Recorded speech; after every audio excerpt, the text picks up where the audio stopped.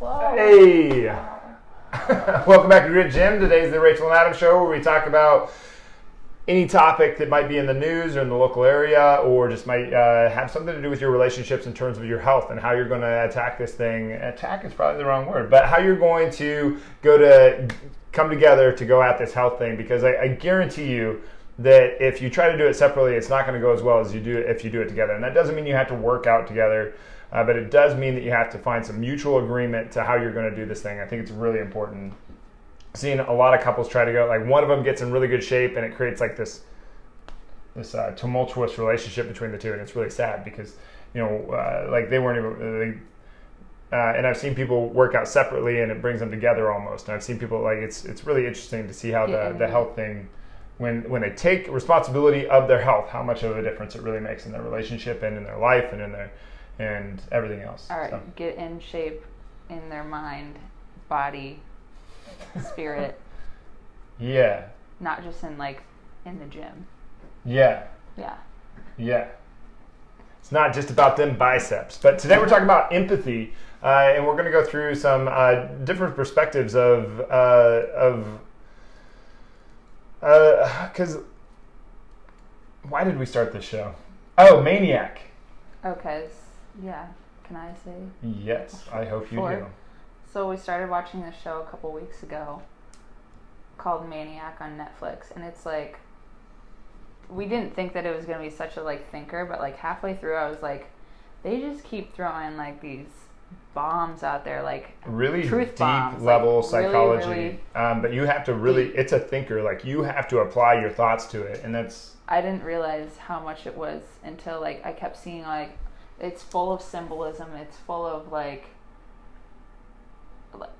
deep conscious, subconscious stuff. It basically is not to give any spoilers away, but it's about two people who they both are kind of going through a mental. But they're strangers. Yeah, they're strangers. They don't know each other. They don't know each other. They are going through kind of a rough mental time period, and they go into a trial. A drug trial. Experimental drug trial. Yeah, and it's experimental, and it basically just puts them into a dream state. Like a dream state, yeah. Like a lucid dream state. So it feels really real, but throughout the dream state, you're seeing references to their family members and their problems in their real life. Yeah, they're playing out the story of their real life within their dream in a symbolic way, so that they are renegotiating what they're going through in reality, but they're renegotiating it within this dream, and it's very, very interesting to see. And really, if you get down if you get down to the nuts and bolts of your dreams, the dreams are a window to your subconscious. They're symbolic of what's going on in your own life. And if you start analyzing them, you'll probably come up with some deep-rooted stuff within you and the answer to some of the thoughts that you might have. Well, and Adam has always been kind of big on that. Anytime oh, I had this really weird dream last night. I Tell was me doing all this. about it. And then he was that's probably this. It's probably you subconsciously thinking about. I'm no, I hope was that's just not what I sound like. Well, that's just an example. And I will say, just I me always not said, thinking, what if this? What if it means this? And what if it means that? Me not thinking it is so deep. There might not be meaning to me, having a dream of I don't know, me going to the store with just my underpants on, those kinds of dreams. But he breaks them down to what they could possibly be. I don't know. I'm just analyzing them. I'm not trying to figure out what was the dream. I'm not trying to tell you what the dream was. No. I'm trying to ask questions to see if you can navigate it yourself. I have no idea. I wasn't there. Well, even learn from it. But yeah, what to me every experience, this is what I say, I titled this one "The Cost of Curiosity." Oh, okay. Being curious about the word empathy, if we're going to stick with that theme, on a superficial level, it's empathy is wonderful, feel for your fellow person, but when you start getting down to the depth of these things, and you start taking them to a deeper level of analysis, it's should you always be empathetic? Well, no, you should not. For instance, if you are disciplining a child, that does not feel good. It doesn't feel good to discipline somebody, to do that, to discipline a child. But if you don't do that thing, you forego this long-term, if you would have just, how do I say this? A short term. You sacrifice, like in the short term, there's this momentary discomfort for this long-term gain. And so if you don't have that momentary discomfort, you don't get the long-term gain. Well, it's like the being the best friend of the kid. But like kids want structure. They want you to discipline them because otherwise they're going to, they're trying to figure out the world. They're navigating the world. And if you don't give them the boundary, they don't know where the boundary is. So they're just exploring. Like you can't be, like it's not about being mad at the kid. It's disciplining the kid that, hey, this is the boundary. They want to know. I want to know that as an adult. Where's the boundary? Well, what were you saying to then I can choose if I want to cross someone the other day? Like, would you rather? Do you really care about someone's emotions, or do you really care about someone's? Well, that's what I said. That was the question. Like, do you care more about their feelings, or do you care about which one do you care more about, their feelings or the person? And you like, if you really stop and think about that question, like, which one do you care more about, the person's feelings, or do you care more about the person or the person's feelings? There, finally said it right. Yeah. Like, you would always pick the person. Like, you would never pick their feelings. In the moment, like, yes, you're going to try and stay away from confrontation. Like, that's what we tend to do. We don't want the confrontation because in the moment it's kind of icky. But you don't get to avoid confrontation. You only get to delay confrontation. If what you have to say is going to benefit you and that person, it's like when somebody has a booger in their nose. Like, are you going to spare them from the embarrassment of everybody else seeing the booger in their nose, or are you going to spare your uncomfortable not even that moment? They had one moment of embarrassment with you, like, oh my god, I do. Yeah. Or would you rather one person see a booger in your nose, or an 100 entire people? night of a booger hanging out of their nose, and then they go, this is amazing, this became a thing. But that's a good example. It's like, so would you rather tell your friend that they have a booger on their nose and subject them to, oh my god, I'm embarrassed that there's a booger hanging out of my nose and I gotta go take care of it? Or would you rather them just, go through the entire night, they got a booger hanging out of their nose, and then they get home and they're like, why didn't anybody tell me? I'm so embarrassed, and why didn't everybody, it's like you just compounded the effect of that momentary discomfort. And that's kind of what I wanted to get into, like why I wanted to talk about empathy. Okay. But in the show, so we've got characters that are in the dreams, characters that are out of the dreams, and like all these different things going on. And then so there's basically 3 different characters that are playing within the dream, and the kind of the ringleader of the dream. I'm trying not to ruin for anybody that goes ahead and watches it because it's a really cool show. But she basically has a certain amount of empathy that she didn't have before, and she doesn't know how to deal with that empathy. And she ends up trying to save these people that are in their dream, that are trying to go to confront their demons and to confront their fears and to do all this stuff. She's trying to save them from having to go and do that. Because she's empathetic towards their pain, the pain of going to do that thing. Yeah. And she would try to protect them from that momentary discomfort. And so she sacrificed the long-term gain that they would have had.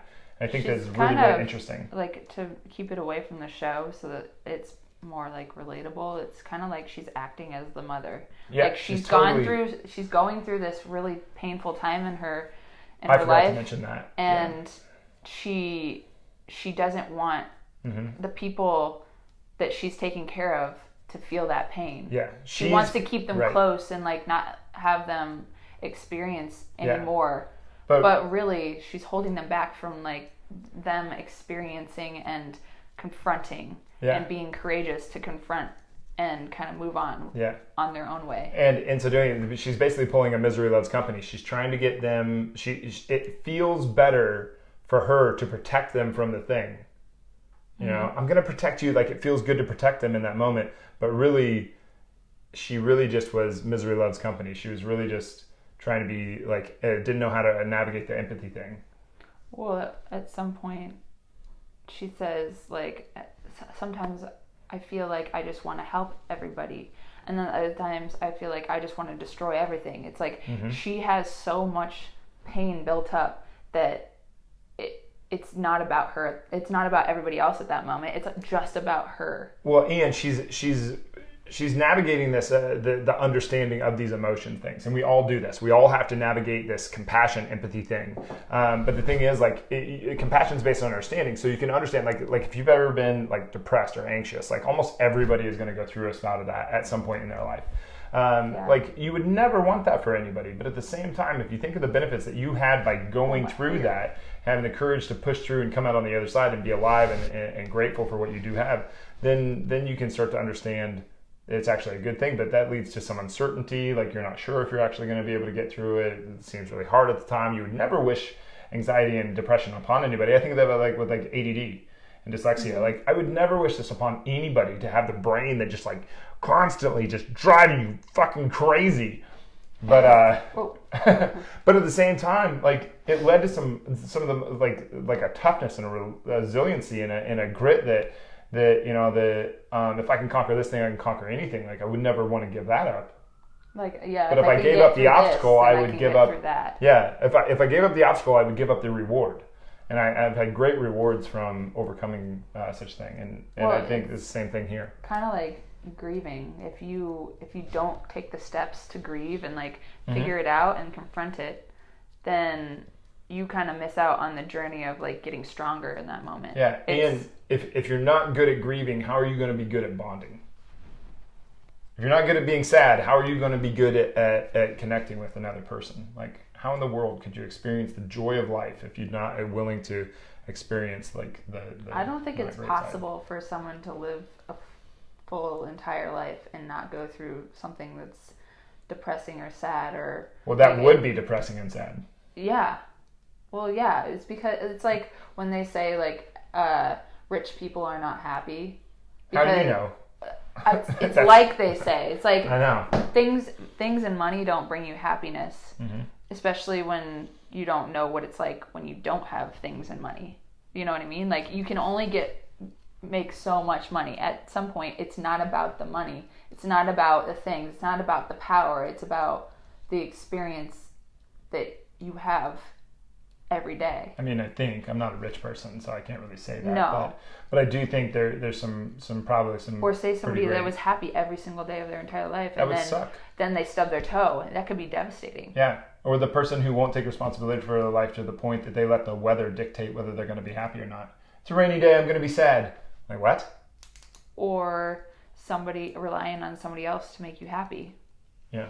Yeah, it's a bad place to be. And I think that like empathy kind of gets into, like, to go back to the word empathy, like empathy kind of gets into this like I think you have to do the words and containers thing. Where's the iPad? Can you look up the definition? It's my fingerprint. But the definition of empathy, and like to me, Rachael is a little bit more of a naturally just empathetic person. Like just like really like if somebody was crying, she'd almost be there ready to cry, like not ready to cry with them. Like she wouldn't want to cry with them, but she just like it kind of gets her a little bit deep. With me, like I try to dampen my empathy down so that I can think more clearly and so I can get more logical, which is very, very difficult to do because I think it's easier to go to empathy than... yeah, you're trying to use logic rather than emotion to work through a difficult situation. Yeah, and don't get me wrong, like I'm trying to understand another person's position, but I'm not trying to go there with them. I think that is patronization. Like, no. Do you ever see the movie American History X? A long time ago. You know the part where the mom is beating on the glass and she's like, "Can't you see that I am in here with you?" I remember watching that for the first time. I'm like, no, you're not. Like, you're not getting raped in prison. Like, no, you're not. You have no idea what it's like to be where he is. And I just thought that was just like, that's empathy though. And that's actually just, it's patronizing the guy. And I think it's a really sad point, but... Oh, you're looking up the definition. I'm looking up the definition. So the definition of empathy is the ability to understand and share the feelings of another. And like, I don't think that you get to do that. I think that you can try as best as you possibly can to understand where the other person is, but ultimately there is a divide between Rachael and I. I don't get to crawl inside of her head and to experience her experience. And even if I could, it would still be me experiencing her experience.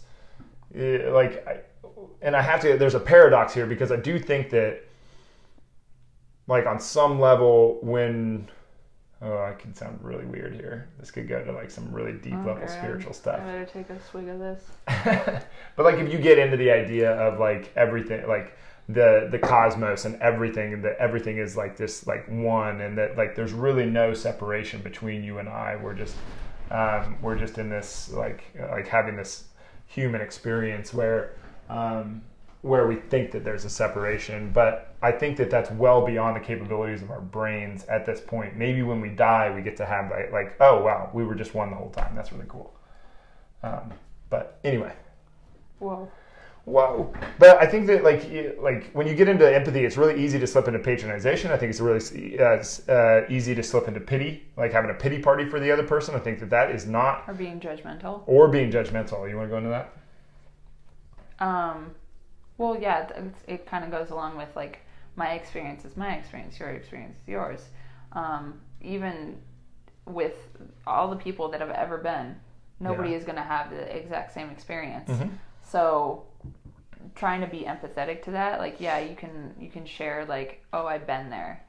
You can share like, oh, I've been in a similar situation, but that's not your experience. Exactly. And it might not make sense either. And people will argue with that though, and they'll say like, no, that's not the case. But really, like, even in that moment where you're like, I've been there, and it's really easy to disprove that person because you just say, I bet you the next words out of your mouth were, this was my perspective while I was in there. I don't think that's an awful thing though. No, it's like, fantastic. That's the best part. Okay. I'm saying that gives them like another perspective. It's like looking up to somebody who's already gone through something similar. You kind of like, well, what did you do when this happened to you? Yeah, or what was your perspective of the thing that happened? Like, how did you navigate it? Like, how did you perceive, whatever it was? Like, I think that's a powerful thing. But to say like, oh no, I totally understood. I felt what was happening there. Like, well, you're getting into some pretty heavy victim status stuff real quick there. Like, oh, I feel other people's pain. Do you? Like, no, you don't.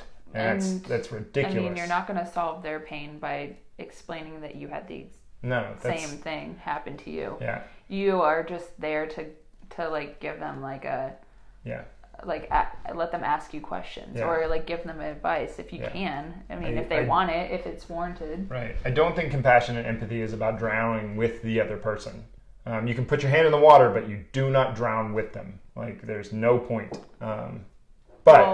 And anyway, that's my little bit on. But that was also kind of the thing too, like the mother figure in the show is trying to erase their pain. Yeah. Like, they're giving drugs to like this drug trial is eventually supposed to erase the pain, kind of like Eternal Sunshine, where they want to erase an experience. But that is the point. Like, we don't want to erase it. The experience. It's about like gaining understanding. Mm-hmm.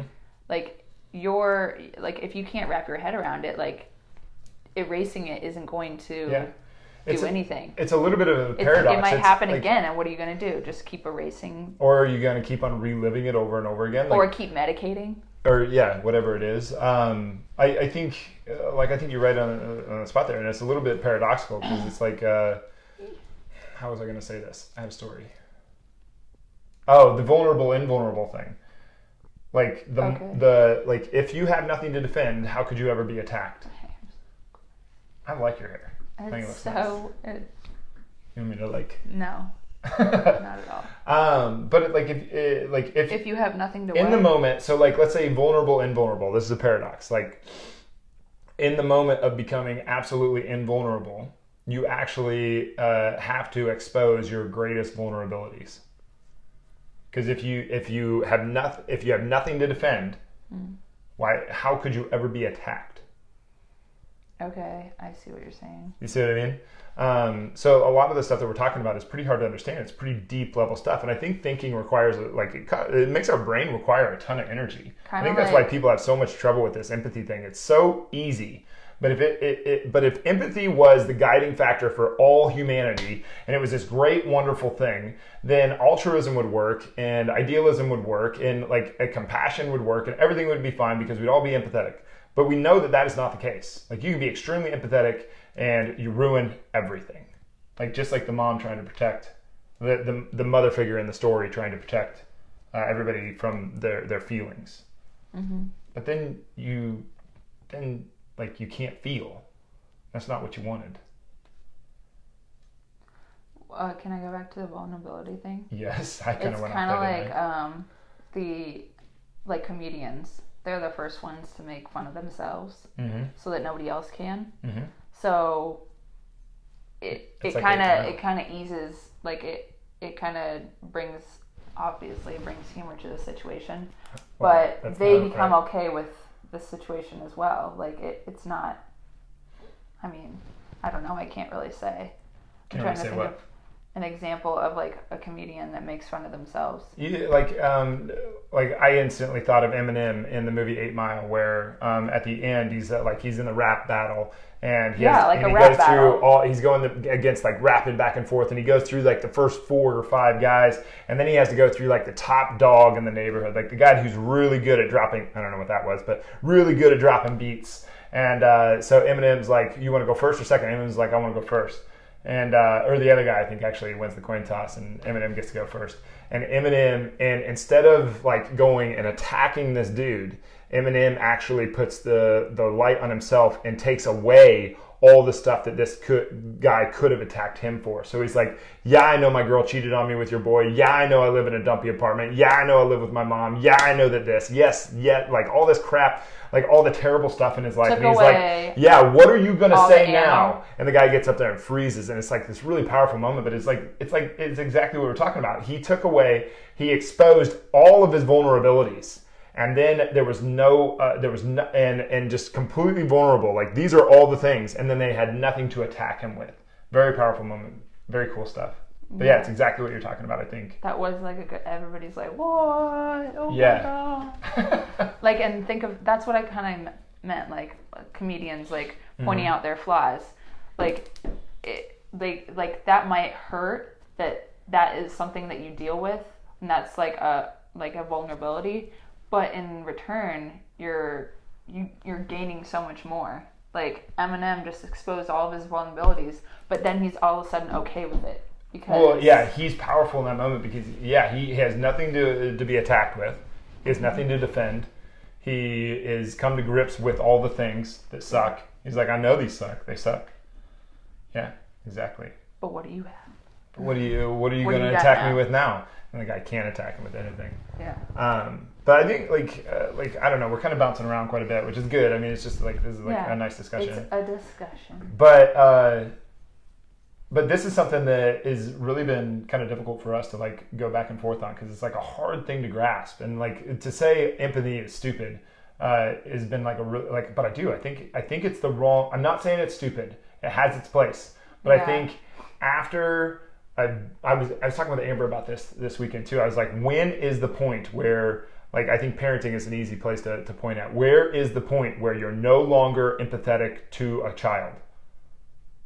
Like, is it 6 months? Is it a year? Is it 10 years old? Where is the point where you just don't have this knee-jerk empathy? And I think it's like 6 months. I think it's like maybe 6 months to a year. Well, we've all been a kid. We've all been there. We've all been through like sad situations, but still go back to the point what is more important, the person or their feelings? The person. I think you always pick the person, because if you don't pick the kid, you'll never like if you always pick their feelings, you'd never discipline them. Like the same thing as a workout. Like a workout isn't like exercise isn't that fun. It's momentary discomfort for a long-term gain. Discipline is the same thing. Grief, uncertainty, work, like going to work. You go to work, you have this momentary discomfort so you can get money to do all the other things that you want to do, or to give back to the world the way you want to give back to the world.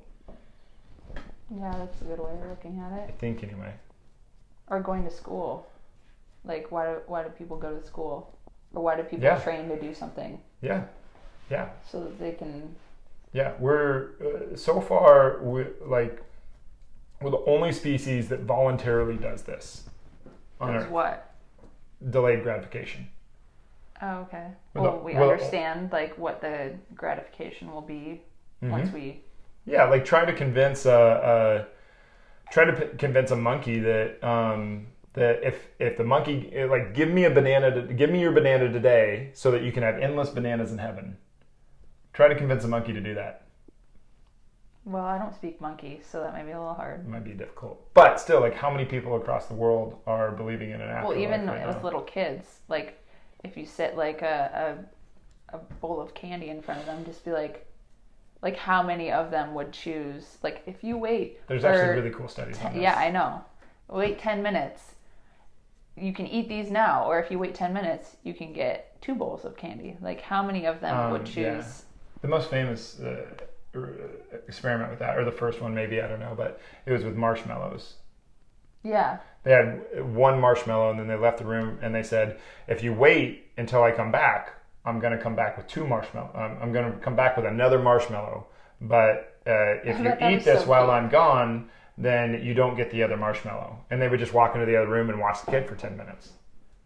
And see what they do. And see what they did. And they tracked the kids that waited for 10 minutes to get the 2 marshmallows over the course of like 15 years. How old were they? The kids were like single digits. They were young. They were like 8 years old, let's say. But they tracked them through high school and then I think through college. And they followed the kids. The kids that waited the 10 minutes drastically outperformed the kids who didn't. Like no comparison. Like delayed gratification is a very good thing, and I think that's what you're getting into with like using logic instead of just knee-jerk empathy. But the reason I say 6 months is because like somewhere around 6 months is where a kid starts to develop their own autonomy. They can do things on their own. Yeah, they can crawl. They can do maybe things. Hold a bottle. Yeah. Cool. It's just a thought. I don't know. I'm basing that on some developmental child stuff that I've been studying over the last 3 months. So there's a lot. But yes, I don't think empathy is just like across the board like a moral virtue. I think that that's ridiculous. I mean, why did we develop empathy? I'm sure empathy wasn't like... I think it's a good thing. Yeah. I just think it doesn't come, like, you don't use empathy before you use logic. Yeah. Well, like, if you maybe look back, say, when humans first came, what was the reason that we were given empathy? You mean, like, what was the reason that empathy developed? I mean, I suppose it had something to do with how social we are. We're an extremely social species. Well, like, you can't... but there has to be a reason for this thing that is in us. You can't develop relationships or reproduce if you don't have empathy. Like the people that didn't have empathy probably. Well, like the people, like women are less statistically far more empathetic than men. Why? Because we're more emotional. Well, because you have to, because you have babies. Oh, so we're empathetic, so we can. Save our babies. Women are also much more empathetic towards other women. And women have a much higher sense of desire to belong to a group. Why? Well, men had to go out and fight and die. And women had to stick together to keep their kids safe? Yeah, because you've got, like, that's why mammals started. Mammals started because the reptiles were introverts. Like they weren't as social, and mammals were. So these groups of certain mammals, the outside reptiles got picked off, and these inner groups evolved into having these social constructs and these hierarchies, so that they could better survive. And so, at some level, empathy had to be something that helped us survive. Like religion is something that really, really, really helped us survive, like in an amazing way. So that's why we still have religions. Yeah, it gave us kind of like a guideline for. Mm-hmm. Like why do you have a memory? You don't have a memory so that like you can remember photographs or something. Can be nostalgic. It's about like memorizing for your safety. Yeah, it's about navigating like, the world. Oh, this happened. Yeah. Like the last time I put my hand in boiling water, I burnt myself. Yeah, exactly. I'm never going to do that again. Yeah. You have memory. You have a memory to navigate your now. That's interesting. Okay, I know this is kind of drawing on, but like, have you ever seen like where they show babies, like at what point they show them like there's like a drop off, and what do you mean, like a graph? It looks like there's a hole in the floor. Oh, I gotcha. And like at some point, like babies will just walk over it, but then at some point they like learn to walk around it. Yeah. Like, I don't know what age it was, but it was kind of cute to watch. Yeah. Because I don't know at what point do they learn that? Like, I don't know. after they fall or after, I don't know. I don't know. But remember, like, it's really interesting. Like kids that fall out of trees. Like, people hypothesize that kids that fell out of trees would be more scared of heights. Kids that fall out of trees are much less scared of heights. Like, if you fall out of a tree and you break your arm when you're a little kid, Yeah. like people that fall out of a tree and break their arm, they're actually less scared of heights than people who Have don't you fall ever out fallen of a tree. out of a tree? Kinda, not very high. I fell out of a refrigerator once. I'm not surprised at all. I jumped off my house once. I tried to jump off. Like, I grew up in like a big house though, so I tried to jump. No. Like, I took It sheets was and like I tried off to of a like, shed. I tried to like do a parachute, and I tried to jump off. And Mine was an umbrella. Because I watched Mary Poppins. how'd that work out? Not good. Yeah, I imagine. I didn't really hurt myself, but I was like, no, I don't think that works.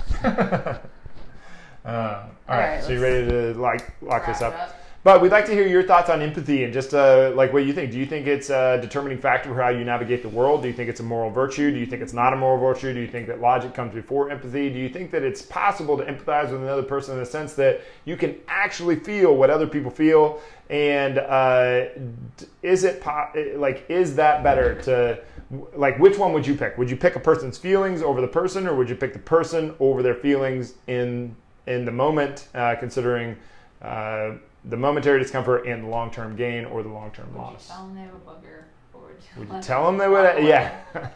Would you tell them they have a booger, or would you just let it be? All right. I told someone they had a booger this weekend. I was like, hey. And they were like, oh my God, thank you. I was like, You better tell me too. So if Rachel and I have boogers hanging out of our nose, you guys know what to do. I guess so. All right. Thanks for being here, guys. Like, comment, share. Let us know what you think. Answer those questions. Really interested to hear your other people's perspectives. Yeah. Even That's when what they it's don't all agree. about. We did have a few of those last week. So anyway, thanks for being here. We'll see you soon. Bye.